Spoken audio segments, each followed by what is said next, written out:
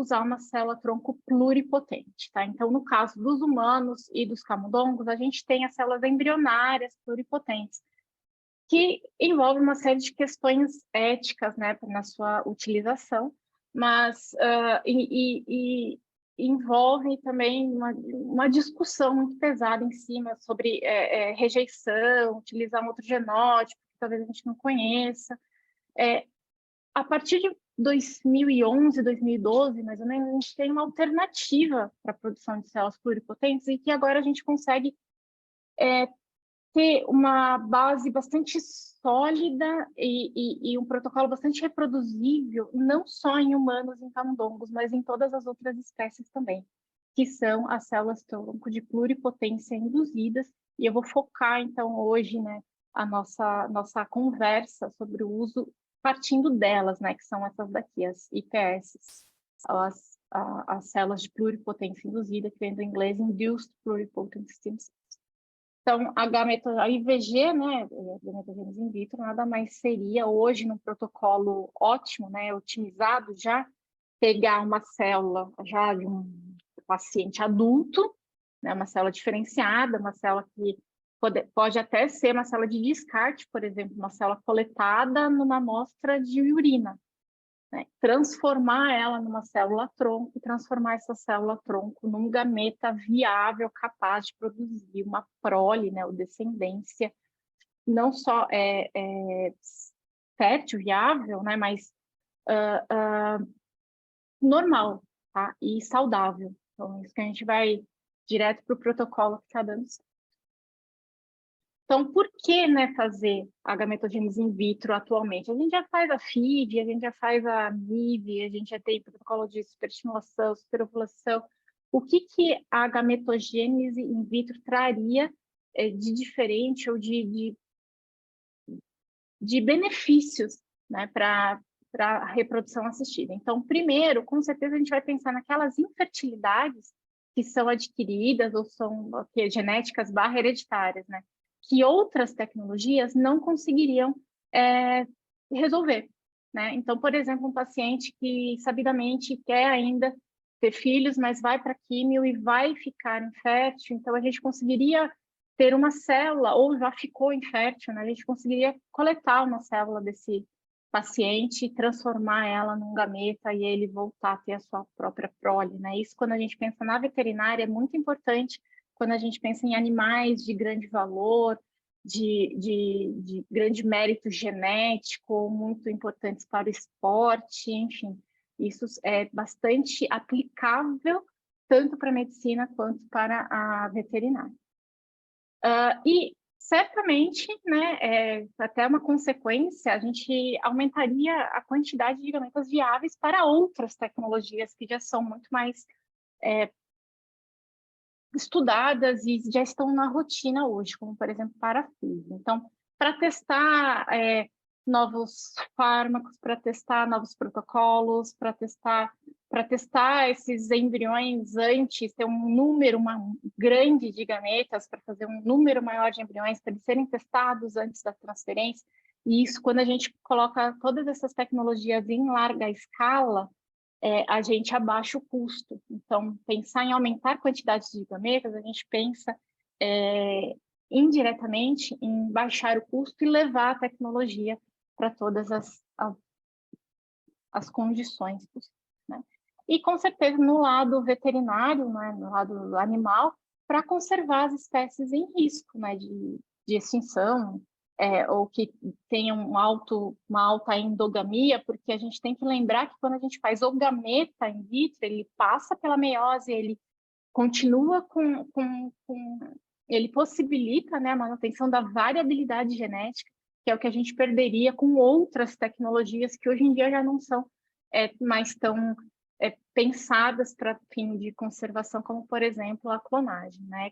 Tirando todos os outros problemas das outras tecnologias, a gente fazer um gameta in vitro, a gente assegura minimamente a variabilidade genética vinda pela meiose, né? Então, a gente também conseguiria disseminar esse material genético de interesse de uma maneira muito mais fácil. Por exemplo, uma onça aqui em um habitat, um nicho bastante restrito, que não consegue mais fazer um acasalamento com animais geneticamente diferentes. A gente conseguiria pegar essas células, enviar para qualquer lugar do mundo para fazer gameta lá e fazer outras tecnologias como a inseminação em outros lugares. Então, assim, as aplicações, na verdade, são imensas, né? Então, é só para a gente justificar o porquê de fazer. Como eu já disse, esses aqui na apresentação, introdução, acho que foi alguma coisa remota aqui que entrou e mudou. Acho que é só apagar, só, se você...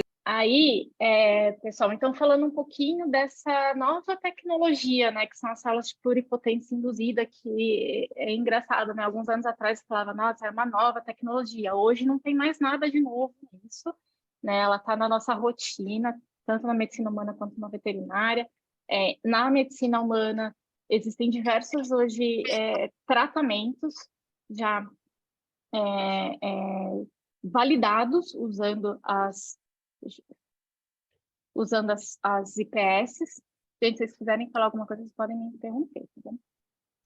O que é essa tecnologia? Tá? Nada mais é do que pegar ali uma célula de um indivíduo, qualquer indivíduo 2N, tá? Macho, fêmea, adulto, feto, criança, seja, em teoria de qualquer tecido, colocar essas células em cultivo in vitro e fazer elas relembrarem o que é ser uma célula-tronco.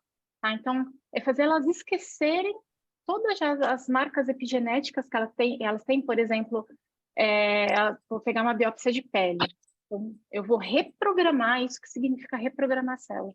Vou reprogramar essa célula a ponto dela parar de expressar aquele perfil de genes, né? Então, ela vai deixar de ter as proteínas relacionadas à célula de pele e ela chega num estado de pluripotência, num estado limpo, né? Sem comprometimento com alguma linhagem específica. Então, ela é muito parecida com a célula tronco embrionária, com a grande vantagem da gente não precisar mais fazer um embrião para ter essa célula embrionária, tipo embrionário, nesse caso. Então, essa célula pluripotente já foi provada, né, a IPS, que a gente pode diferenciar ela em todos os tipos celulares do nosso organismo.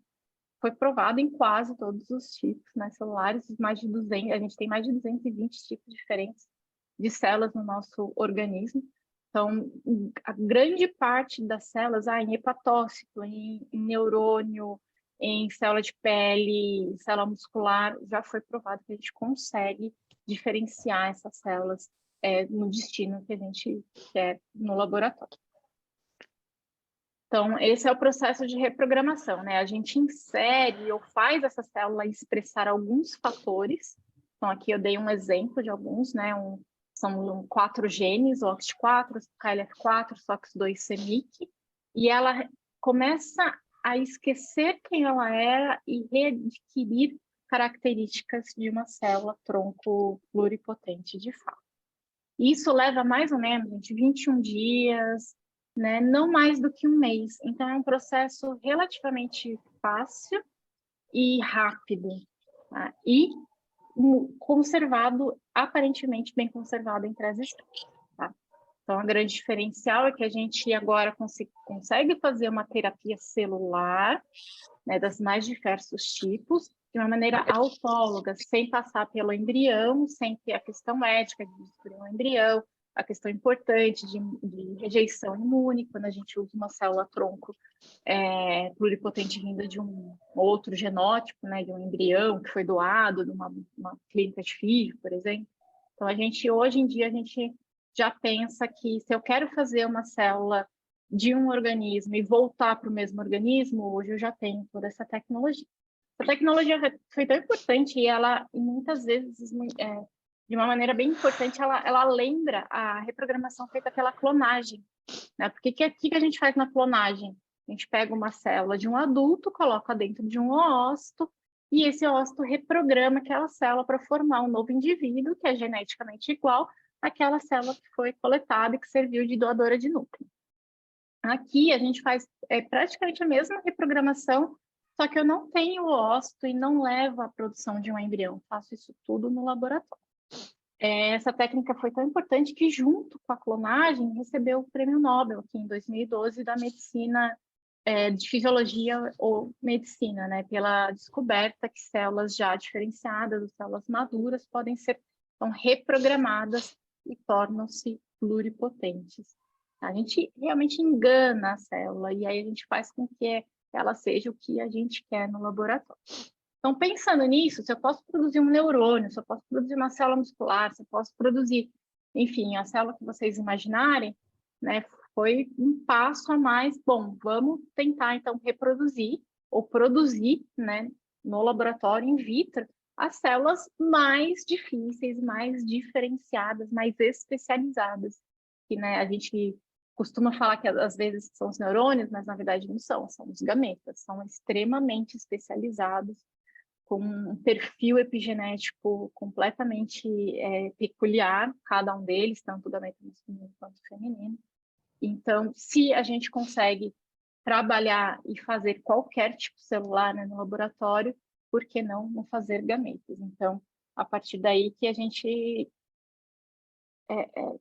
que foi se pensado, né, em fazer uma gametogênese in vitro a partir daquela pessoa específica, daquele genótipo específico, com todos os seus componentes in vitro. Bom, indo direto para o que deu certo. Então, foram vários artigos que tentaram de várias maneiras e chegaram até um ócito-like, um espermatozoide-like, mas não tinha o perfil epigenético correto.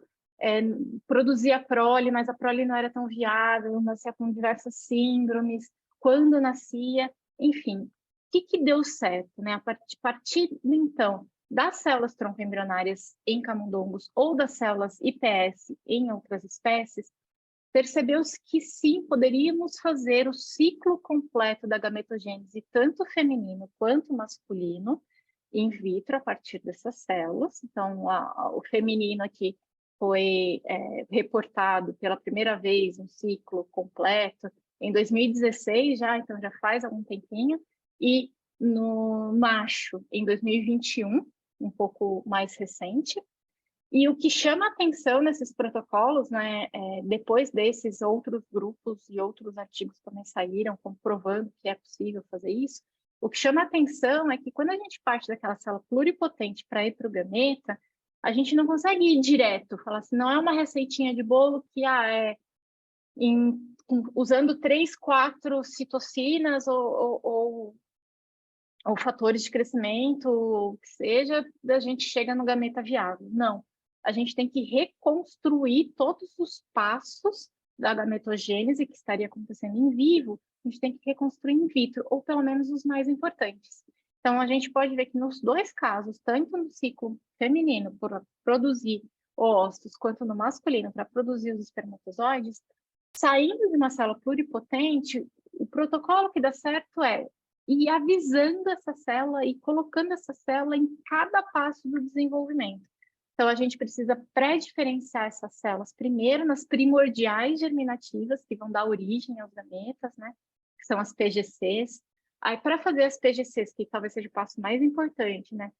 A gente precisa ir reconstruindo, então essas células sairiam ali da massa celular interna, iriam para o epiblasto, aí do epiblasto elas virariam PGCs, aí das PGCs, as PGCs precisam de um período de migração, onde ela sai do lugar que ela está e volta, e ela precisa do estímulo de células ao redor delas para formar, e sim começar a formar os primeiros ócitos, as primeiras espermatogônias. Então, se a gente reconstruir todos esses passos em laboratório, a gente chega in vitro num gameta funcional.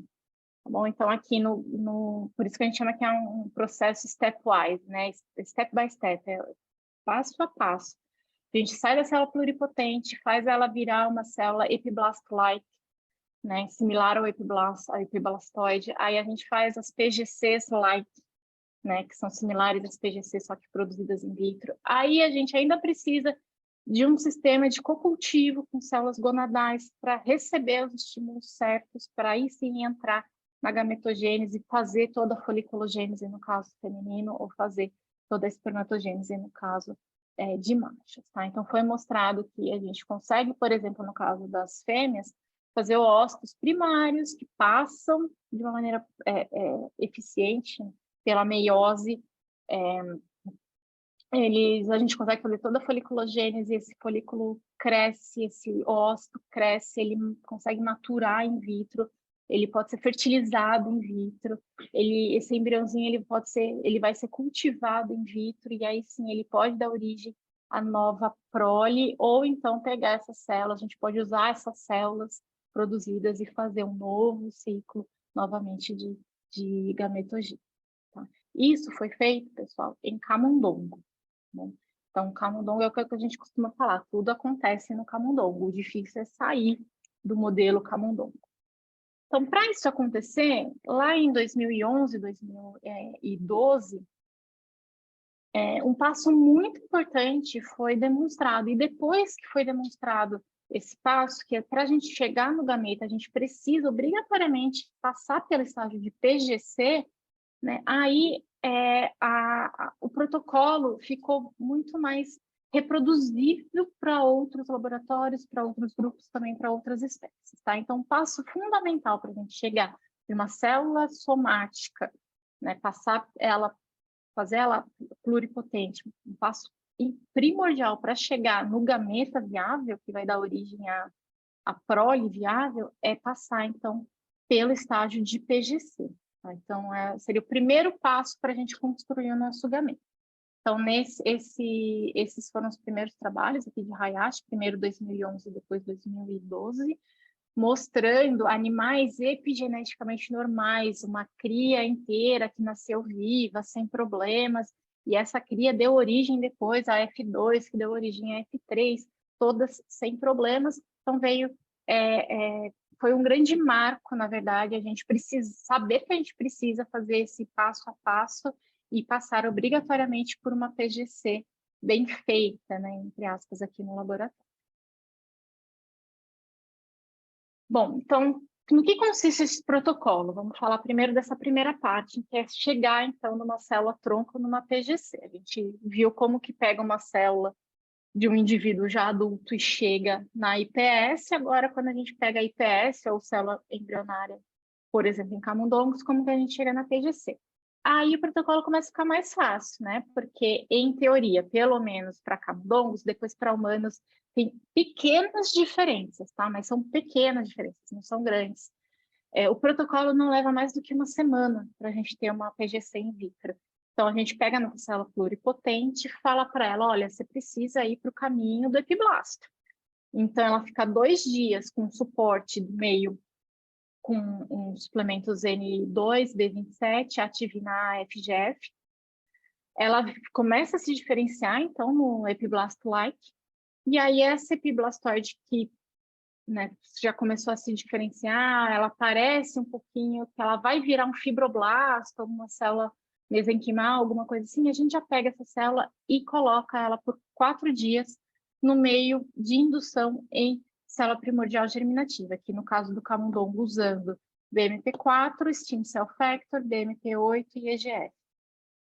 Para o humano, tá? Tem algumas diferenças, então a IPS ela precisa ser um pouquinho mais pré-diferenciada para uma linhagem um pouquinho mais mesodérmica, mas no final tirando, se eu não me engano, a gente tira o BMP4, tem, assim, são pequenas modificações no protocolo que levam a uma PGC mais robusta, mas em geral é uma receitinha de bolo e em uma semana a gente tem PGCs que poderiam dar origem a novos gametas. Tá? Então, qual que é a eficiência disso? Né? Todas as minhas IPS vão virar PGCs? Não. Se a gente for pensar lá no fibroblasto, ou uma célula mesenquimal vai virar IPS, menos de 5% vira uma célula pluripotente. Mas não tem problema, porque se uma virar por coleta, já vai ser o suficiente para a gente fazer toda a nossa rotina e ter essa célula, em teoria, para sempre. E aí, pegando essa IPS, chegando em PGC, alguns artigos falam que essa eficiência não passa de 30%. Mas, de novo, talvez a gente não precise, né, de uma eficiência tão alta. A gente precisa de algumas células que realmente tenham um fenótipo de células primordiais germinativas, em especial em relação à epigenética delas. Aqui nas PGC, se vocês forem lembrar, da biologia mais básica, né, é o momento em que toda a memória epigenética da célula, que está vindo de um organismo, ela é apagada para conseguir formar os gametas que são tão específicos. Então, até os imprintings, né? O imprinting genômico é apagado nessa fase de PGC para formar um ócito competente, depois, ou um espermatozoide competente, e aí cada um vai ter sua de novo marcação, digamos assim, epigenética, para serem tão morfologicamente e funcionalmente diferentes. Tá? Então, é uma fase bastante específica que, em teoria, é fácil conseguir. Um detalhe, né? O que foi conseguido até hoje, e tem prole viável, mais gerações, assim por diante, ainda precisa, depois dessa fase aqui de PGCs, do contato, da comunicação com células gonadais somáticas.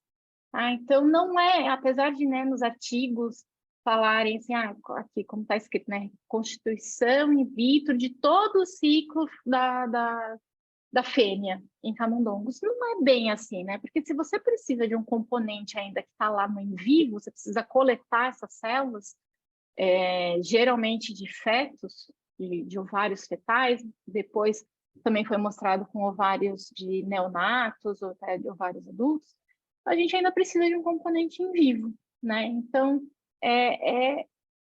ainda algo a ser discutido se o que a gente tem hoje é completamente in vitro ou não. O ideal seria a gente não ter mais esse cocultivo e saber exatamente qual é essa comunicação aqui que essas células gonadais estão mandando para as PGCs para que ela se torne, de fato, um oócito competente. Então, já há avanços nessa área, mas ainda também em camundongos. Em outras espécies, ainda não. Essa reconstituição, né, precisar desse contato célula-célula, daquela célula que vai virar o ócito com células gonadais, foi chamado de ovário reconstituído ou recombinante, né? O Reconstituted or Recombinant Ovary, é o R-ovary. E a mesma coisa aqui, só para mostrar para vocês a carinha deles, né? Quando a gente coloca essas células PGCs em cultivo com células gonadais, parece que eles vão se formando, vai se formando mesmo um novo ovário, mas que aqui no caso não tem aquela diferença entre medula e córtex, seria só a parte funcional, talvez mais funcional, né, de crescimento dos folículos, mais a parte de córtex, tá? Então, com essa tecnologia foi conseguida a prole viável, tá aqui a prole, essa prole depois deu origem a F2 e assim por diante. Esses ócitos foram utilizados na ICSI, tá? Por ICSI, foram fertilizados por ICSI para dar origem a novos indivíduos. E a mesma coisa acontece no ciclo masculino, tá? Então, os passos até agora são os mesmos, mas tem ali um momento, tá? Que essas células, para elas se tornarem espermatogônias, espermatogônias tronco antes, elas precisam ainda de uma reconstituição com células gonadais. Aí foi chamado de R-testes, né? Então, a mesma coisa, o testículo, a reconstrução do testículo. Então, e em machos, essa reconstituição do ciclo, né, in vitro, foi reportada bem mais recentemente. Aqui também com a prole viável, placenta ok, como esperado. A prole deu origem ao F2 também, todos viáveis, normais e tudo certo.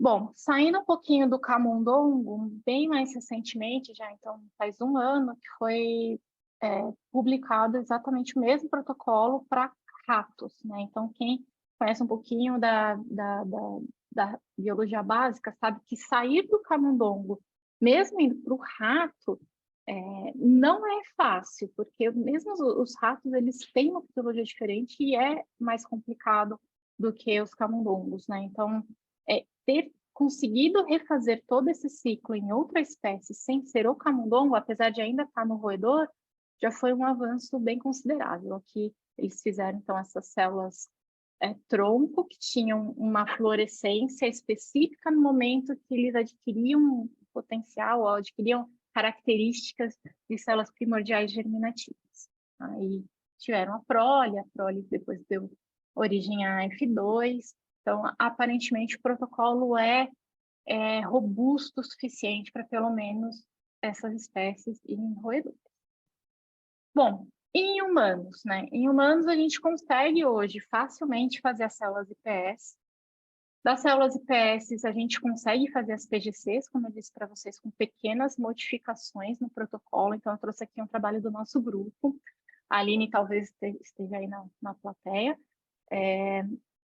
Ela conseguiu, por exemplo, nesse caso aqui, ela tinha uma colaboração com uma médica que fazia um trabalho na reprodução. Essa médica tinha várias pacientes com síndrome de Turner, quimeras ou não, ou seja, eram pacientes com cariótipo X ou X mais XX, dependendo da célula.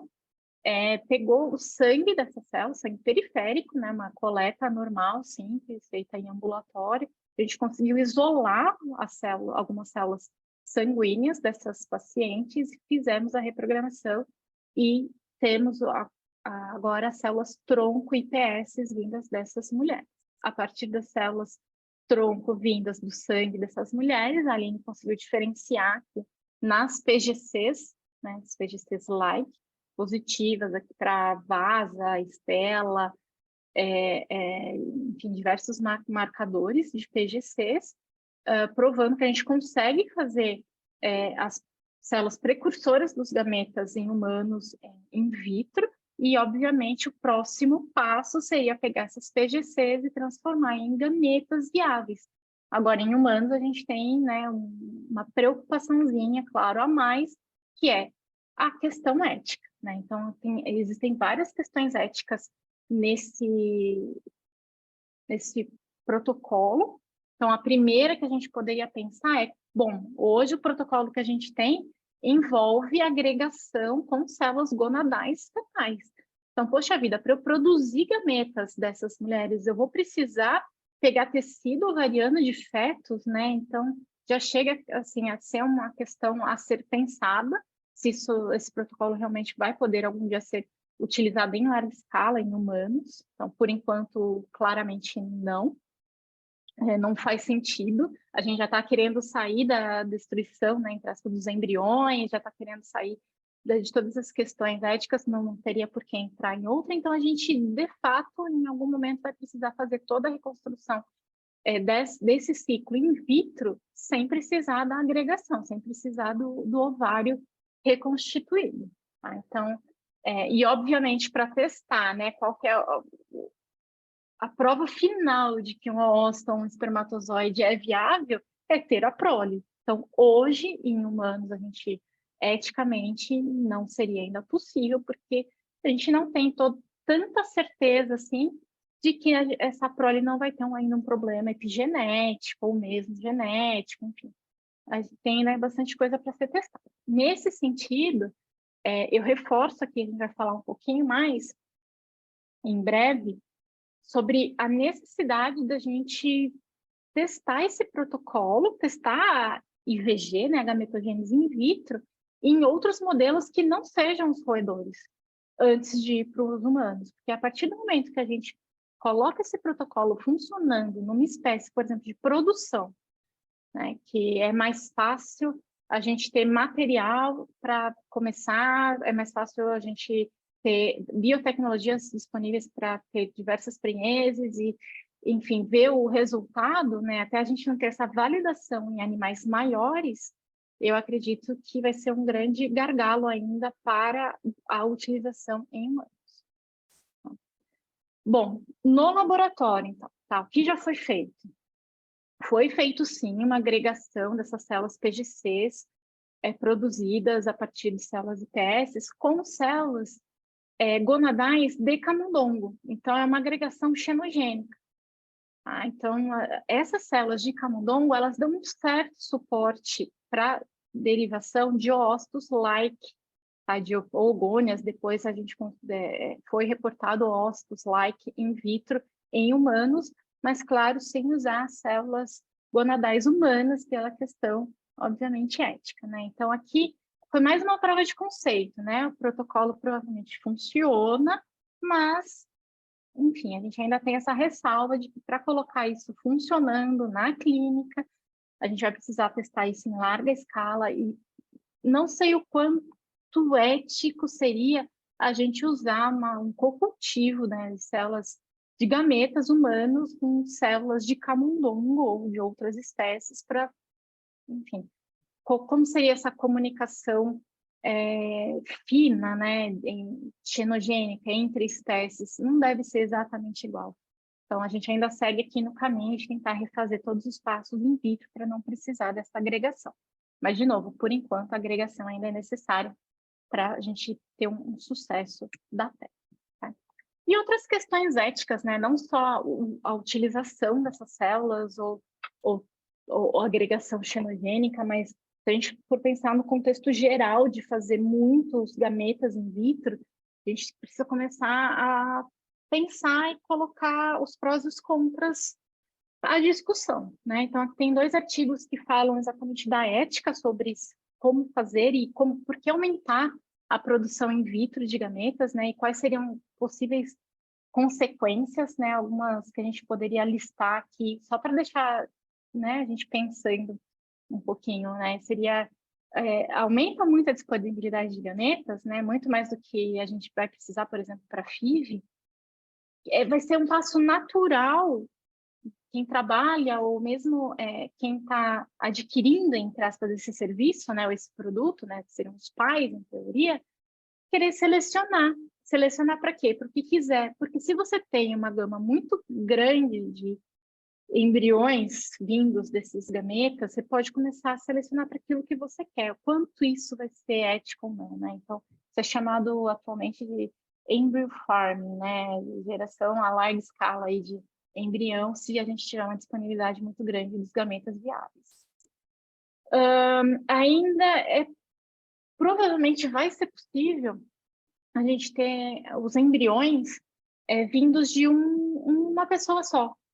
Né? Então, quanto que isso vai ser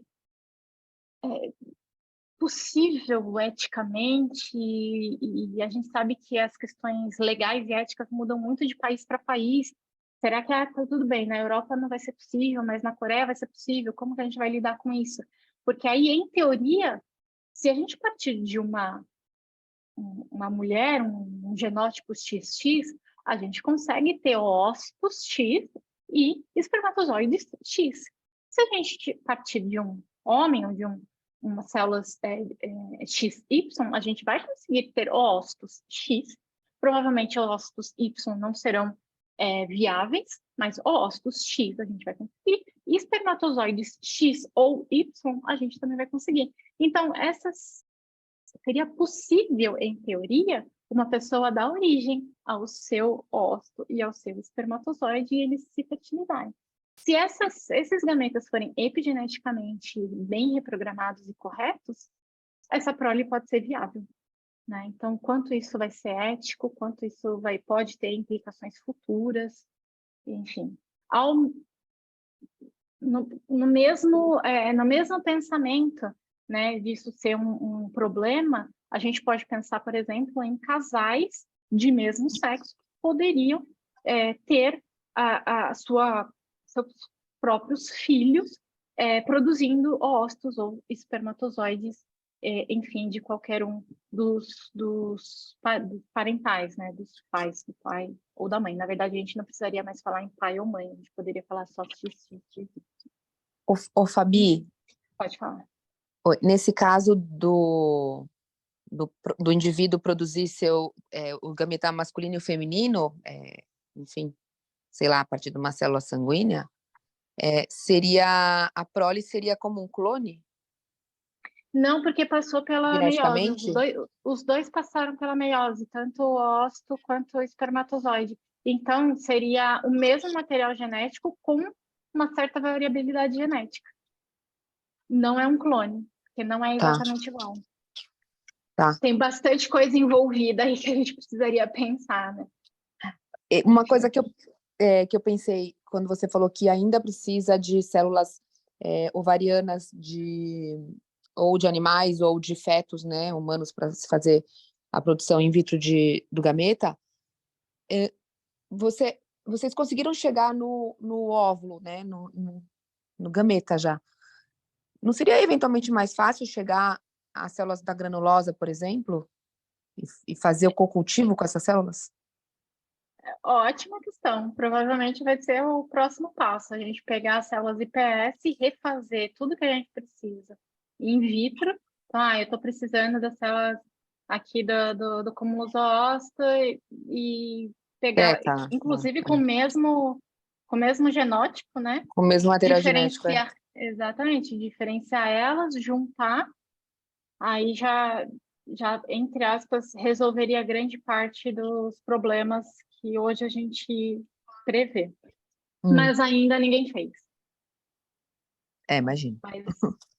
Ninguém fez, mas eu realmente acredito que daqui a pouco vai ter algum paper sobre isso daqui a pouco, né? Porque se é o gargalo, né, o próximo passo é tirar esse gargalo. Então, o próximo passo realmente é fazer isso sim, fazer uma célula da granulosa funcional, né? E ver se o que dá certo precisa, nem que seja em etapas, né? Às vezes fazer uma menos diferenciada, depois uma mais diferenciada, e aí cultivando elas conforme a foliculogênese, seria assim a próxima etapa.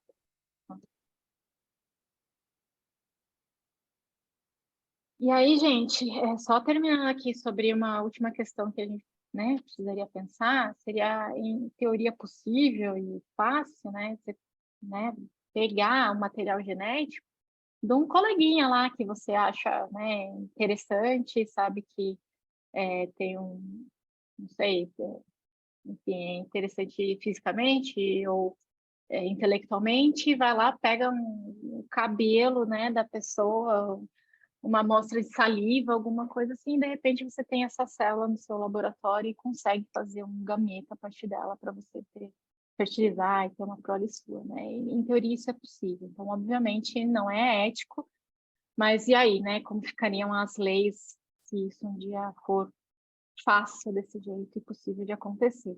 Né? Afinal, a pessoa que vai nascer, né? O bebê que vai nascer não vai ter nada a ver com isso. Enfim, tem bastante coisa aí que a gente poderia começar a pensar e tem toda a parte importante, mas tem a parte negativa que a gente tem que sempre lidar. Sempre com toda nova biotecnologia, a gente tem que colocar na balança e saber como lidar, né, com esses casos.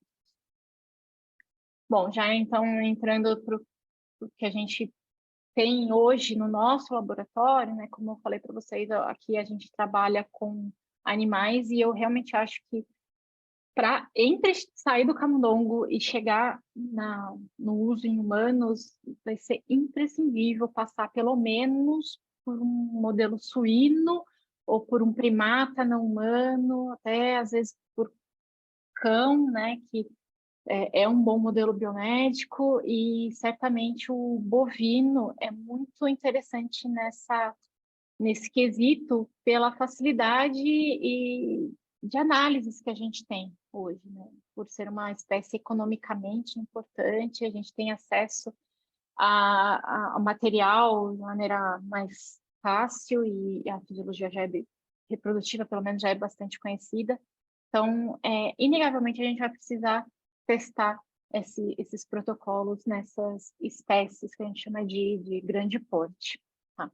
Então, o que a gente fez no laboratório? A gente trabalha com as IPS para diversos objetivos, em diversas espécies, né? E em bovinos e em suínos, a gente seguiu exatamente o mesmo protocolo de Hayashi, que fez em camundongos. Então, 2 dias na ativação por ativina A, para virar as epiblast-like, e depois em cultivo com BMP4, Stem Cell Factor, BMP8 e EGF. Em 4 dias, a gente teve células muito parecidas com as PGCs que Hayashi reportou e que a gente também teve em humanos. Elas formam agregados, assim, com várias células. Essas células, esses agregados são fosfatase positivas. Aqui eu não coloquei, mas elas foram positivas para CEMIC, VASA, DAZL. Algumas são positivas, outras não. A gente imagina que, dependendo do momento que a gente pega essas células, elas devem estar em um momento diferente da especificação e comprometimento das PGCs.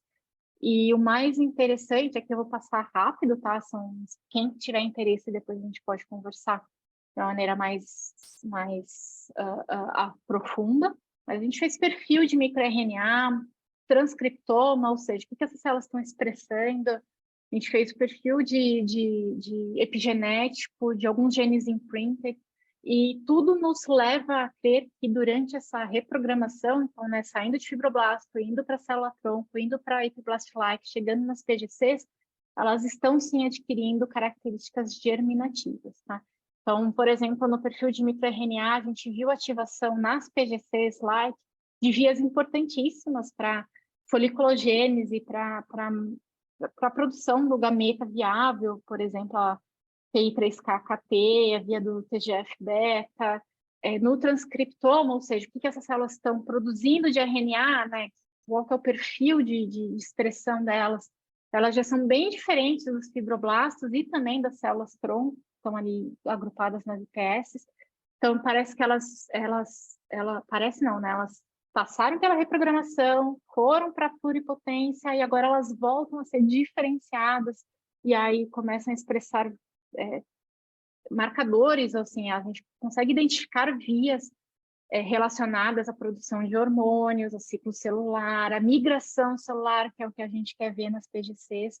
E o mais interessante que a gente viu o apagamento de alguns imprintings, ou seja, elas estão, sim, o que a gente espera de uma PGC, que algumas marcas epigenéticas sejam apagadas, marcas específicas, elas são, né, em teoria, para quem já conhece um pouquinho, elas são desmetiladas, a gente viu desmetilação onde era para ter.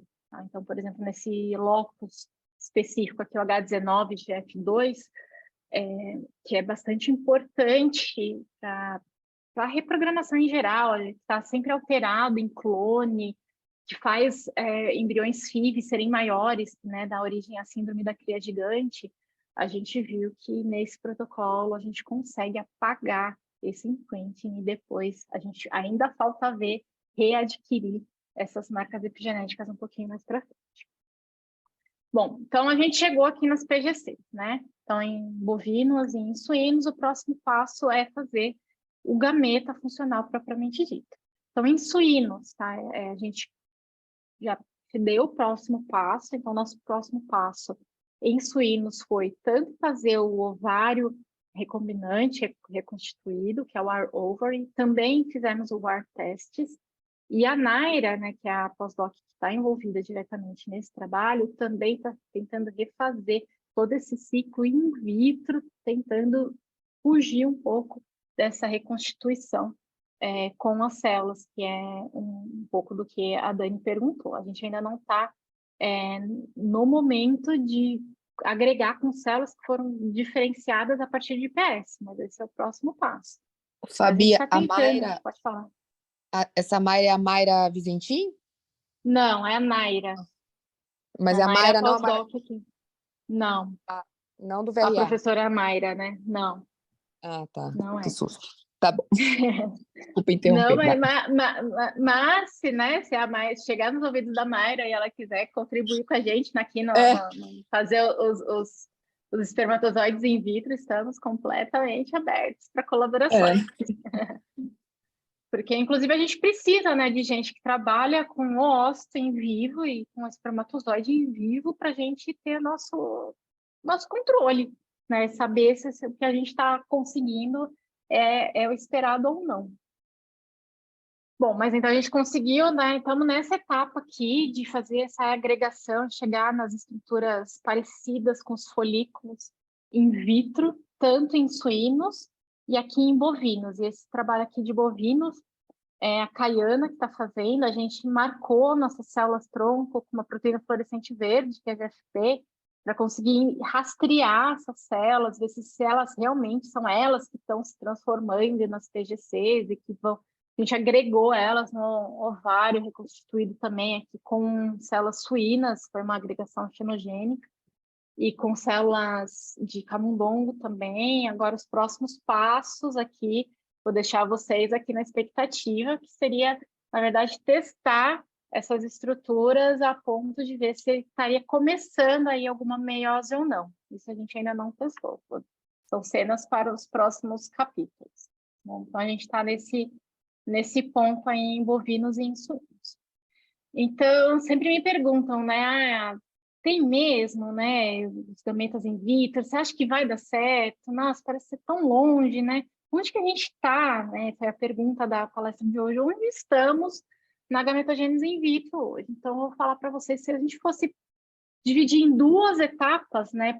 A primeira, com certeza, hoje a gente sabe que precisa produzir as PGCs in vitro. Porque se for para coletar PGC lá do feto, né? E destruir o feto, né? Inviabilizar aquele organismo, não adianta. Não é para isso que a gente precisa de uma in vitro, uma gametogênese in vitro completa. A gente quer, né, aquele adulto que a gente já conhece, ele quer fazer gametas daquela pessoa, né, ou daquele animal, ou daquele indivíduo. Então, a gente precisa hoje fazer a célula-tronco, fazer a célula primordial germinativa in vitro. Então, hoje a gente já tem isso, tá? Já tem para camundongo, para humano, para rato, e hoje a gente já tem também para as outras espécies, que é o que a gente tem no laboratório. Tá? Então, funcionando de uma maneira de rotina, bovinos e suínos, a gente espera expandir esse leque aí de espécie nos próximos meses. Então, o que está faltando? Pegar essas PGCs e transformar elas em gametas funcionais. Se vai ser através da agregação ou não, isso é o que a gente ainda está trabalhando, tá? Mas o que a gente está no caminho de, e já foi mostrado ser possível em humanos e camundongos, isso já foi possível. Para fazer esse escalonamento, para chegar na clínica com algo viável, testado, que tenha, né, algum marcador de perfil epigenético, etc., eu realmente acho que a gente vai precisar fazer isso em larga escala em modelos animais de grande porte, tá? Testar até não poder mais, falar assim, não, agora é esse protocolo e funciona, eu consigo selecionar o que deu certo e o que não deu, aí com certeza a gente poderia pensar isso para humanos mais para frente. Terminando o raciocínio, trago aqui mais uma reflexão, né, para a gente. Eu trouxe essa reflexão lá no CBRA, eu achei legal trazer nessa aula aqui também. Se a gente for pensar lá em 1978, então já fazem mais de 40 anos que nasceu o primeiro bebê de FIV, né? Foi a Louise Brown, hoje a Louise já tem seus próprios filhos, enfim. Lá foi um marco da reprodução assistida, né? A partir daí, depois, todas as outras tecnologias foram melhorando, né? Digamos assim. Mais ou menos, tá?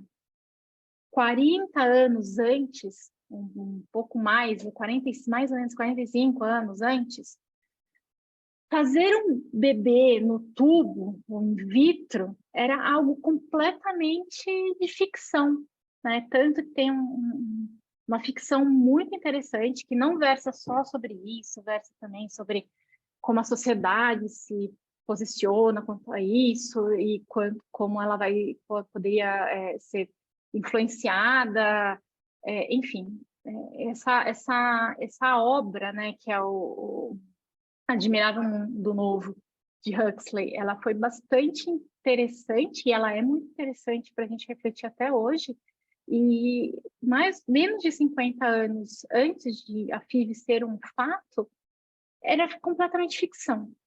Né? Se a gente pegar mais ou menos esse mesmo tempo, né, botar aqui a FIV como sendo nosso ponto central de uma curva de Gauss, pegar mais ou menos esse mesmo tempo, até diminuir um pouco, e passar para o futuro, né, o que seria o futuro? Né? Se em menos de 50 anos o que era uma ficção virou realidade, o que a gente tem que seria mais ou menos onde a gente está hoje? Né? Perto ali dos anos 2020, e daqui para frente. A gente está pensando que fazer o gameta in vitro pode ser uma ficção. Mas hoje não é. Se a gente for colocar lá no PubMed, se vocês forem colocar hoje no PubMed in vitro gametogênese, tem mais de 4.600 artigos falando só sobre isso. E hoje, o que, né, há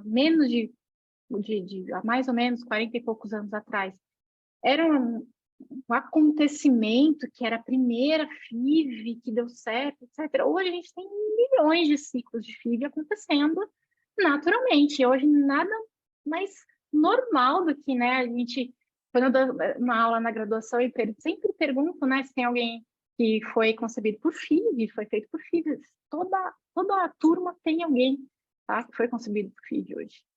Então, hoje é normal, é rotina. Então, se a gente pegar o que hoje a gente acha que pode ser ficção, então trazer, né, de volta para o que seria o meio da nossa curva normal, hoje o normal é a gente ter milhões de FIVs e ter alguma dúvida sobre o que é a gametogênese in vitro, mas o que a gente pode esperar, então, para os próximos, né, 40, 50 anos?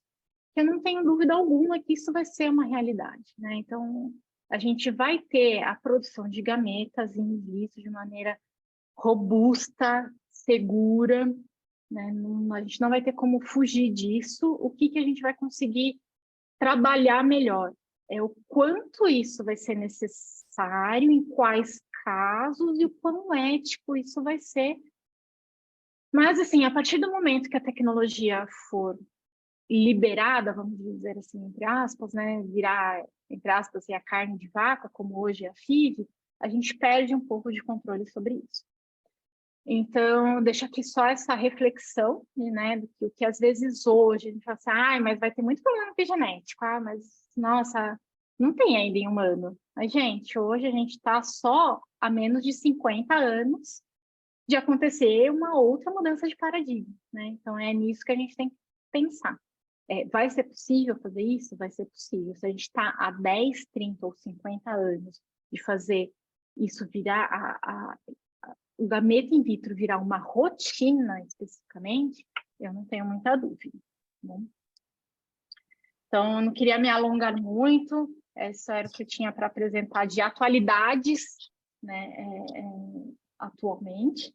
A gente está trabalhando nisso nos modelos animais, é muito mais difícil do que em camundongos, mas eu acho que vai ser extremamente importante para a gente, antes da gente falar que vai ser fácil ou que vai ser completamente seguro levar isso para a clínica em humanos, a gente vai precisar testar isso por gerações ainda em outros modelos animais. Então, estou bastante disponível se alguém quiser mais detalhes sobre qualquer uma dos experimentos que eu falei aqui, quiser conversar depois. Eu agradeço a presença de todo mundo aqui, né, já de noite.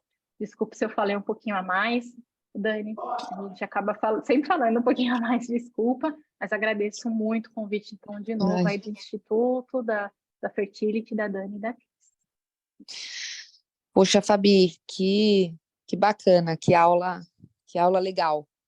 A gente que agradece, né, Cris? Nossa, riquíssima, cheia de informação, um monte de coisa que eu não sabia. Não sei o pessoal aí, mas eu estou bem encantada. Obrigada e parabéns.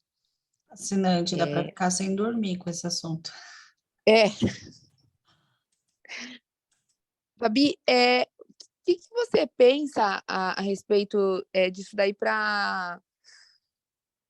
Não falando de célula de gametas, mas de diferenciação, não sei como é que chama, quando você diferencia a A célula. gente chama de reprogramar, mas seria uma Reprogramação. desdiferenciação. Sobre essa reprogramação e diferenciação em células para transplante em humanos. Tem alguma coisa assim? Com certeza deve ter, né? Tem. Eu vou te falar que lá no Japão já fizeram até um hospital só para transplante de células vindas de células IPS. Olha que legal, gente. Então, assim, já tem hoje, que não é mais ensaio clínico, o transplante de células de retina para degeneração macular, já é um tratamento, né? Claro que junto com a universidade, a pessoa vai ficar sendo acompanhada pelo resto da vida. Por enquanto está assim, mas já foi feito, né? Os transplantes já foram feitos. Em fase final de outras terapias, tem bastante estudo com doenças cardíacas, tá? Então, já foram feitas. Então, o que o pessoal faz, na verdade? Pega essa célula IPS da própria pessoa. Hoje já se sabe que, na verdade, é muito mais fácil ter um banco, E aí você vai lá e pega o genótipo que é compatível com você, do que pegar a sua própria célula. Então, as coisas vão evoluindo, né? Aí o pessoal, os pesquisadores, né, na verdade, junto com os médicos, eles fazem o tecido in vitro, eles testam aquele tecido para ver se é funcional, para ver se não vai dar nenhum tipo de rejeição. Tem hoje em dia como a gente tratar com antibiótico para matar todas as células que dariam origem a outras que a gente não quer. E aí transplanta já uma folha de tecido, uma parte de tecido, ou mesmo as células, para aquilo que a gente quer, por exemplo, para uma musculatura cardíaca que sofreu uma isquemia, né? Pode ir lá e colocar, melhora. Ah, hoje também tem as células tronco-mesenquimais que melhorariam, também tem. Mas em alguns tratamentos, como por exemplo esse da retina, uma degeneração macular, a mesenquimal não cura, né? A mesenquimal, na verdade, ela é uma anti-inflamatória ali. Aí, quando não tem mais tratamento e você precisa realmente substituir o tecido, aí a gente tem diversos casos que as IPS já foram usadas como fonte para produção de tecidos específicos para terapia. Tá? Já é Bacana. uma realidade. Tá? Então, a gente já teve vários. Tem um site que chama clinicaltrials.gov, se eu não me engano. Então, lá tem vários, né, que você pode procurar lá. O que veio de célula-tronco embrionário, o que vem de IPS. De célula-tronco embrionária tinha vários clinical trials tentando fazer regeneração de medula, né, para o pessoal voltar a ter movimento e tal, mas sempre teve alguma coisa que barrava ali. Uma pessoa desenvolveu um tumor, mesmo que seja benigno, outra pessoa não passou no estudo de eficácia. Nas IPS, aparentemente, a coisa evoluiu muito mais rápido. Tá? Então, por isso que hoje já tem, de fato, o medicamento. É vendido como um medicamento, né? É vendido como um produto, já. Então, acho que Caramba. tá bem tranquilo. E é uma das poucas, não, na verdade não são tão poucas essas áreas, mas é uma área que nitidamente a medicina humana está muito além do que a veterinária. E eu falo isso porque para a gente pensar em prole, né, em progenie, em ter filhos e os filhos terem filhos, é muito complicado. A gente precisa voltar para os modelos animais e testar por gerações para ver se não vai ter nenhuma implicação antes de ir para os humanos. Então, por isso que a gente tenta correr um pouquinho nos outros modelos, né? Que, em especial, pensando em reprodução, esses modelos animais vão ser bastante importantes. A Sara Nunes tem uma dúvida. Sara, você quer fazer a pergunta, abrir seu áudio?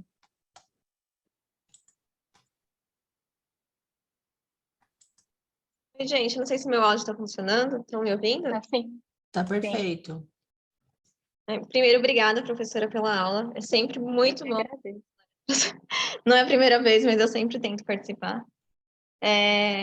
Mas minha dúvida é, vocês já tentaram avaliar por transcriptoma, por microarrioma, quanto próximo esses embriões são dos embriões produzidos in vitro ou in vivo? Porque em vivo e in vitro a gente sabe que tem diferenças gigantescas, assim, epigenômicas e transcriptoma. Então, aí é um dos gargalos, né? Porque, assim, embrião produzido por gameta produzido in vitro, hoje a gente só tem em camundongo. Tá? E aí, os artigos que são bem recentes, que mostraram prole viável, mostram que os embriões são muito parecidos com os embriões in vivo, em camundongos. Aí você vai me perguntar, mas e em outras espécies? A gente ainda não conseguiu fazer. Né, em humanos por questões mais éticas e nas outras espécies que a gente está fazendo isso agora. Mas eles são muito próximos ao in vivo, em camundongos? Até onde eu lembro, era in vivo, porque, vou te falar que eu acho que in vitro, em camundongos, a gente nem considera muito. Porque o in vitro e o in vivo, em camundongo é tudo fácil. Então, é fácil coletar todos os in vivos e ter um número muito grande para comparar. Então, se eu fosse fazer... Se eu não, né? Se eles fossem comparar no in vitro, ia ser só uma variável a mais para o camundongo. Uhum. Nossa, então... Pode ser que tenha alguma coisa diferente disso que eu não saiba, tá? Mas, assim, quando a gente procura no artigo ver se eles testaram os gametas para fazer embrião, a gente vai direto saber se teve prenhês e se teve prole nascida saudável, tá? Então, em camundongos teve. Agora, nas outras espécies, em humanos, não se produziu ainda, ou se produziu, ninguém botou ainda no papel, ninguém publicou ainda. Ninguém é louco? Ninguém ainda é louco, né? Daqui a pouco aparece aí um chinês, né? Igual aquele Aparece um moço chinês e aí, aí aí vai desaparece ser com ele. preso, né? Exatamente, né? Aí vai ser preso, igual o moço que fez as bebês CRISPR Gêmeas. lá. Então, se fez, ainda não foi publicado. E nas outras espécies a gente ainda não tem, tá? Nada publicado. Por isso que é uma pergunta muito válida, mas vai ser muito interessante para a gente ver isso, por exemplo, em bovinos, que a gente tem um perfil já bem conhecido do que é o in vivo ou in vitro, né? Então, aí é quando a gente tiver o de bovino e conseguir comparar todos esses grupos, acho que vai ser bastante interessante. Eu acho que vai ser mais parecido com in vitro, mas talvez seja uma coisa completamente diferente, nada a ver, nem com um nem com o outro, a gente não sabe. Até porque a gente vê em clone, nossa, as taxas para clone são horríveis, assim, os problemas com clone de bovino, pelo menos. Os embriões são ruins, os fetos são ruins, a gestação é difícil. Sara, abre sua câmera aí para eu ver sua cara. Gente, eu tô no laboratório ainda. E falar de clone de bovino e ficar escondida atrás da câmera, tá maluca? Deixa eu ver. Exatamente. Oi. Exatamente. Olá. Não, mas é isso mesmo. E assim, já é a eficiência de fazer a reprogramação para fazer as IPS já é muito baixa. Aí, para fazer as PGCs já é mais baixa ainda. Para fazer as PGCs virarem gametas deve ser muito mais baixa ainda. Então, para fazer esse embrião vindo de gameta, com certeza não vai ser da dia para a noite que a gente vai ter uma taxa linda, maravilhosa e vai nascer tudo ok, né? Por isso que eu acho que a gente tem que testar bastante ainda, em especial bovino, suíno, porque em camundongo sempre dá certo, né? Até os clones de camundongo dá tudo certo. Nem Fica na problema de bancada, gestação hein, parece que eles planta? não têm mais. Entendeu? Exatamente. Então, mas é muito pertinente essa pergunta, mas cai bem no que a gente acredita que ainda vai precisar de mais umas décadas ainda.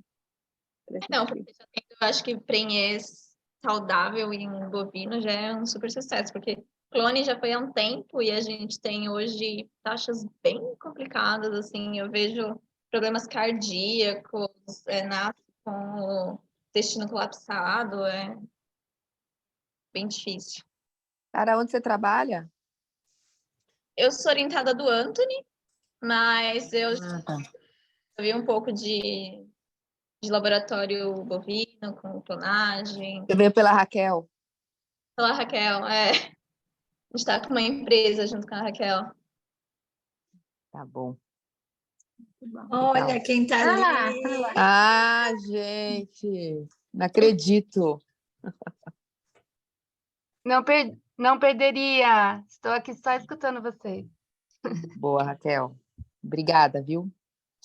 Se tiver uma empresa que quiser patrocinar a gente, fazer gameta in vitro de bovino, estamos aqui também. Então.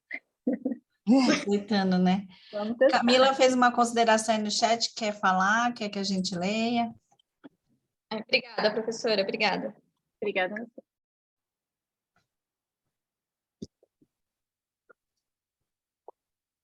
Oi, a Fabi acho que acabou respondendo aqui já. Primeiro, boa noite. Obrigada pela aula. Também vim pelo Anthony. E ele me falou muito a respeito do seu trabalho. Eu estou estudando exatamente sobre esse tema agora no meu TCC. E sou bem iniciante ainda no assunto, mas é um tema que me interessa muito, principalmente por questões pessoais, né?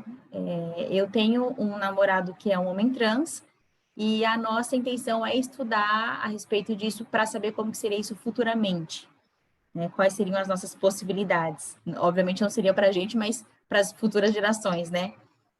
Então, eu queria muito saber se não fossem essas questões éticas que são tão importantes, se a gente já teria algum resultado positivo quanto à produção de gametas, né? Se a gente teria uma prole viável, como que seria isso, se não fossem as questões éticas?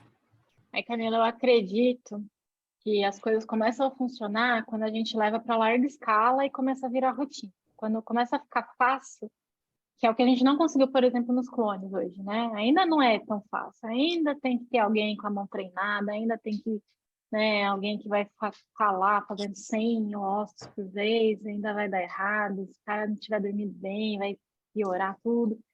Enfim, enquanto não for uma coisa meio automática, assim, vai dar super certo sempre, é receita de bolo, vamos fazer que tá tranquilo, aí a gente não tem como saber. Agora, se a gente desconsiderar todas essas questões éticas, eu acredito que ia ter avançado muito mais.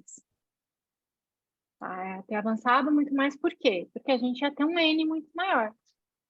Tá? Então, não tem hoje como desconsiderar as questões éticas para humano. Por isso que eu bato tanto na tecla que a gente precisa botar isso funcionando em outras espécies além do camundongo, de maneira rotineira. Ah, pode ser no cachorro, vai ser difícil, porque no cachorro nem maturar direito, a gente não sabe, beleza. Mas no bovino a gente já sabe fazer tudo, né? Natura in vitro, fertiliza in vitro, cultiva agora até começo da implantação, sabe? No ovino, a gente já viu que até parte, começo e final da gestação, a gente já sabe fazer tudo in vitro. Então, nessas espécies, a gente precisa botar isso rodando a larga escala para ver quais são todos os possíveis cenários. Na hora que a gente entender quais são os problemas e focar nas soluções, falar assim, olha, eu estou fazendo isso faz 10 anos e só está dando certo. Estou fazendo humano, que provavelmente vai dar certo, né? Costumo falar que o que acontece, o que dá certo no suíno, dá certo no humano. Tá? Então, eu acho que a gente faz a larga escala no bovino, depois tem que dar certo no suíno, e depois é primata não humano. Deu certo no macaco, por que que não vai dar no humano, né? Com todas as suas... Claro que vai ser, né, tudo muito bem controlado, esse embrião vai ter que ser muito bem testado, não só geneticamente, mas epigeneticamente também, antes de ser transferido. Durante a gestação, provavelmente vai ter que ser uma gestação que vai ser acompanhada, né, todas as 1000 primeiras gestações vai ter que ser acompanhada muito de perto, mas vai ser viável, um dia vai ser viável, tá?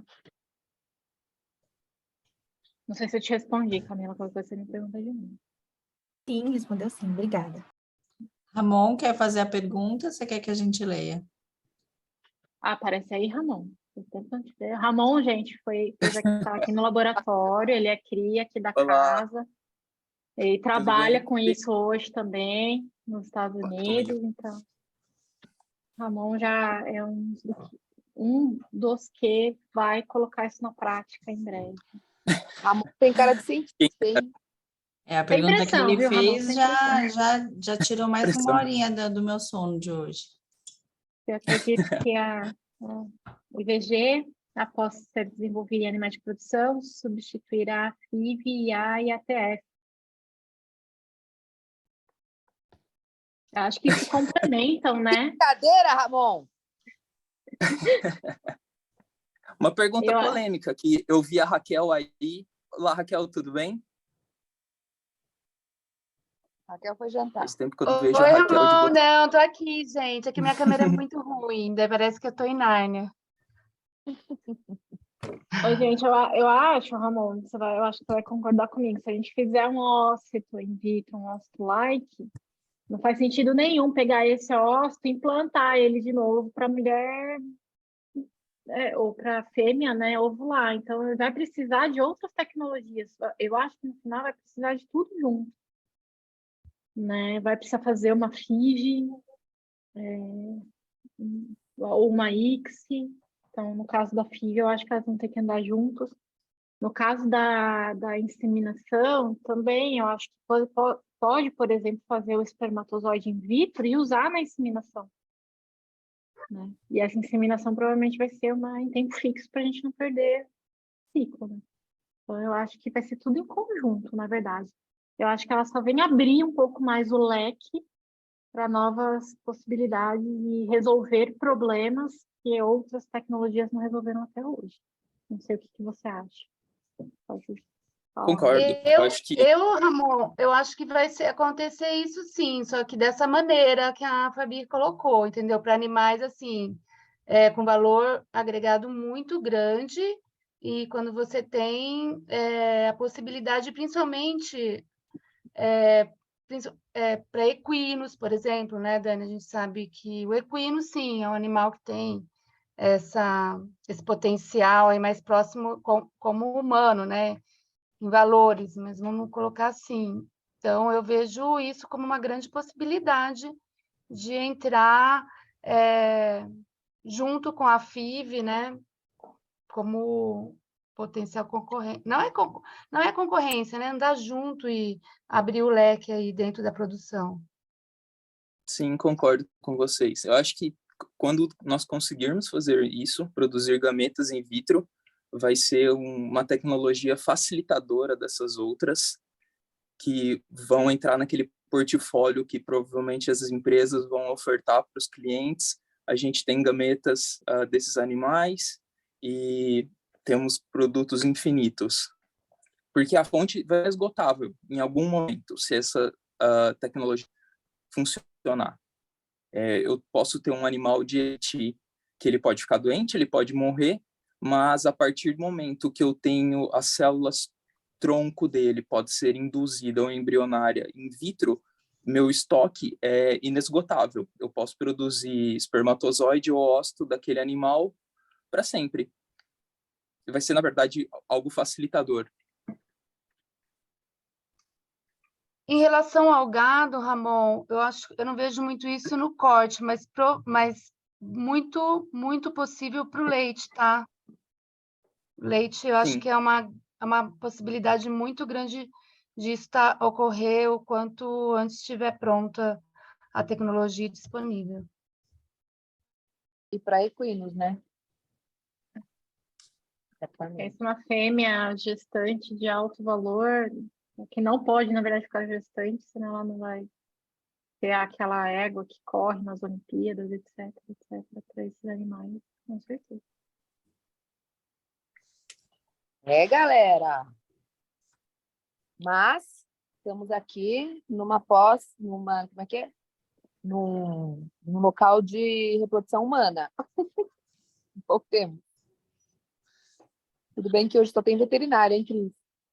A Daniela, agora, quando vai falar de artigo, ela fala, porque na humana...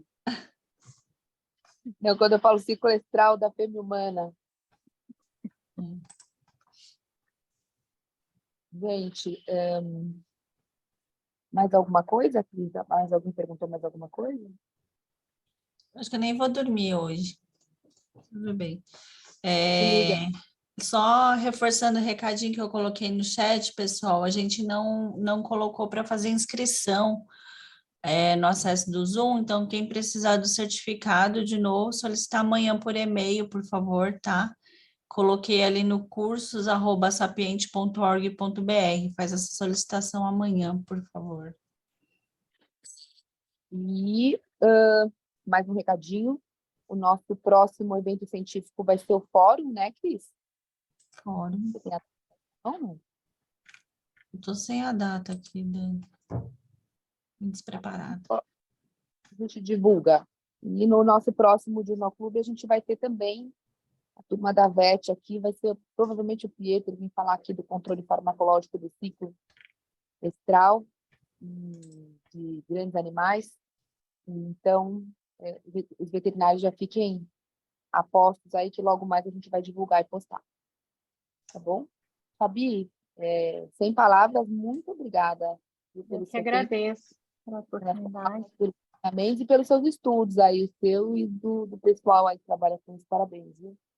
Obrigada, estamos aqui à disposição. Quem quiser vir trabalhar, vir conhecer, saber um pouquinho mais, estamos aqui abertos.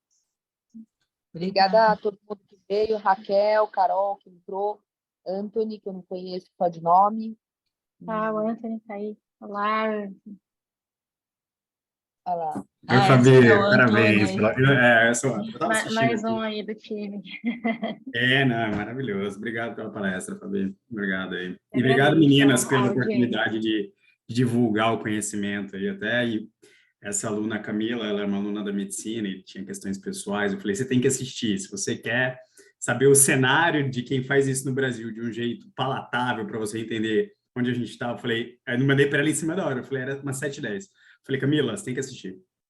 Entra que você tem que assistir agora, entendeu? Porque eu já conheço, né, a Fabiana, então é maravilhoso. Obrigado pela oportunidade, meninas, obrigado pela iniciativa de fazer esse tipo de live, de palestra, eu acho que é fundamental para a gente captar cabeças pensantes nesse país aqui. Ciência como um todo, parabéns. Show de bola, gente. Bom, então, encerremos, Cris? Encerramos, né? Por mim, a gente fica mais um pouquinho, mas acho que o pessoal quer ir embora. Tá bom, então, gente, muito obrigada mais uma vez. Obrigada, Fabi. Obrigada, pessoal. Vamos jantar. Obrigada, Até a próxima. pessoal, pelo Super Journal. Beijos. Beijo. Beijo, Vesga.